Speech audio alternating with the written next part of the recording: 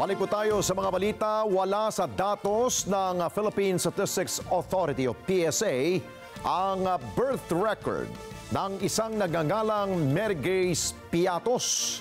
Itong si Piatos ang siya rin pong nakalagda sa mga isinumiting acknowledgement receipts ng Office of the Vice President sa Commission on Audit. Vic Sumintak sa balita. Wala sa record ng Philippine Statistics Authority o PSA ang pangalang Mary Grace Piatos. Ito ang nilalaman ng certification na isinumite ng PSA sa House Committee on Good Government and Public Accountability kaugnay sa ginagawa nitong investigasyon sa paggamit ng pondo ng Office of the Vice President at Department of Education nung kalihim pa nito si Vice President Sara Duterte. Sa sertifikasyon ng PSA, sinabi nitong wala silang nasumpungang Certificate of Live Birth o COLB, Certificate of Marriage o COM at Certificate of Death o COD na may pangalang Mary Grace Piatos sa kanilang database. Gayunman, sinabi ni National Statistician at Civil Registrar General Claire Dennis Mapa na maaari pa rin nilang hanapin sa database kung may iba pang detalye gaya sa pangalan ng mga magulang nito. Gayon din ang petsa at lugar ng mahalagang impormasyon ni Mary Grace Piatos.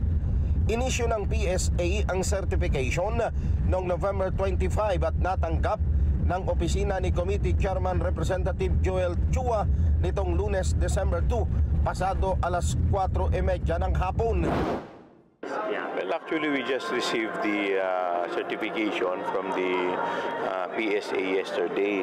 So, in-inform pa lang sa akin ito ng ating COMSEC. So, at finorward ko na ito sa mga Viber group namin ng mga miyembro ko. Mula pa sa simula, sinabi ni Chua na duda sila sa existence ni Mary Grace Piatos na siyang nakalagda sa mga acknowledgement receipt na isinumite ng OVP sa Commission on Audit o COA. Ito anya ang dahilan kaya humingi sila ng sertifikasyon sa PSA. Dahil sa resulta ng PSA certification, sinabi ni Chua na hiniling nila sa PSA na suriin din ang iba pang mga pangalan na nakalagda sa mga isinumiteng acknowledgement receipt ng OVP at ipasuri rin sa National Bureau of Investigation o NBI ang pirma ng mga ito. Parang bogus yung acknowledgement receipt na lumalabas. So parang ganun ang nangyayari dyan. So siguro magiging next step namin is baka pati yung iba, papa-check na rin namin yung ibang mga names na madidiscover pa natin. O pwede rin nating masabing gano'n, pina-check na rin namin, humingi na rin kami ng tulong sa NBI to check yung mga signatures.